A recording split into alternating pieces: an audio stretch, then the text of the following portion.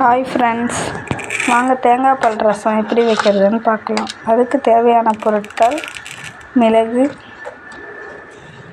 சிறிதளவு சீரகம், தேவையான அளவு துவரம்பருப்பு, 2 பச்சை மிளகாய். இது எல்லாத்தையும் நம்ம வாங்க இப்போ அம்மியில் வச்சு அரைச்சிக்கலாம். உங்களுக்கு தேவைன்னா நீங்கள் மிக்சியில் அரைச்சிக்கலாம் ஃப்ரெண்ட்ஸ். இப்போது அம்மியில் அரைச்சி எடுத்துக்கலாம். கொஞ்சம் பொறன்னு அரைச்சிக்கிட்டால் போதும் ஃப்ரெண்ட்ஸ். ரொம்ப மழன்னு அரைக்க வேண்டாம். நம்ம தேங்காய் பால் ரசத்துக்கு எடுத்து வச்சுருந்தோம் இல்லைங்களா, அதில் கொஞ்சம் இதில் அரைக்கும்போது ஊற்றி அரைச்சிக்கலாம் ஃப்ரெண்ட்ஸ். இப்போ நம்ம அரைச்சாச்சு.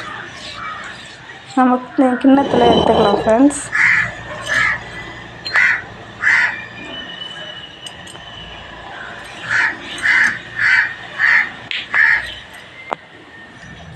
இப்போது தக்காளி ஃப்ரிட்ஜிலேருந்து எடுத்ததுனால கொஞ்சம் ஹார்டாக இருந்துச்சு, அதனால் அதையும் அம்மியில் வச்சு அரைச்சிக்கலாம் ஃப்ரெண்ட்ஸ். இப்போது அரைச்ச தக்காளியை நம்ம அரைச்சி வச்சோம் இல்லைங்களா, மிளகு சீரகம் அதிலே போட்டு எடுத்துக்கலாம். இப்போது கருவேப்பிலை,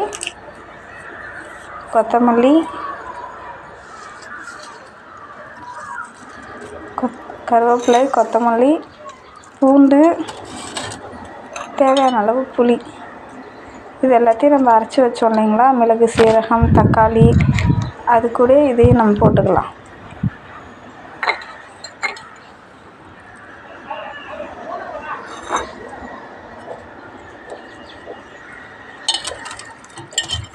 இப்போ இது எல்லாத்தையும் மிக்ஸ் பண்ணிவிட்டு அடுப்பை ஆன் பண்ணிக்கலாம். தேவையான அளவு எண்ணெய்,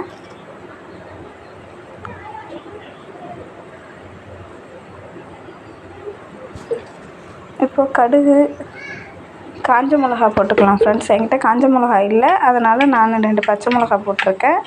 நீங்கள் காஞ்ச மிளகா போட்டுக்கலாம்.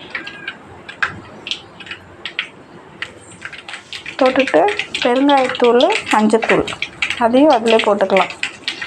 கடுகு பொரிஞ்சோடனே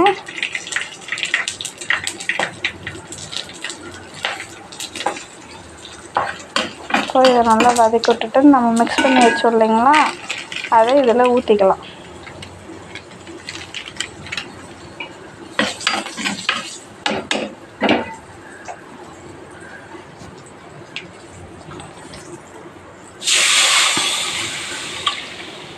இப்போ ரொம்ப கொதிக்க விடக்கூடாது ஃப்ரெண்ட்ஸ். ரசத்தை ரொம்ப கொதிக்க விட்டிங்கன்னா ரசம் நல்லா இருக்காது. நம்ம தேங்காய் பால் எடுத்து வச்சோம் இல்லைங்களா, அந்த தேங்காய் பாலையும் இந்த ரசத்தோட கொதி வர நேரத்தில் ஊற்றிக்கலாம் ஃப்ரெண்ட்ஸ்.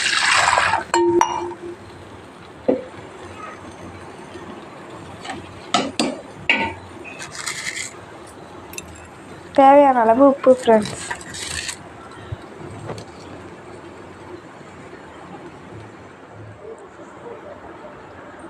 தேங்காய் பாலை ஊற்றிக்கலாம்.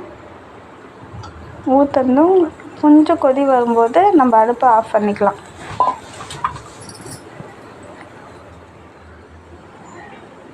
இப்போது சுவையான தேங்காய் பால் ரசம் ரெடி.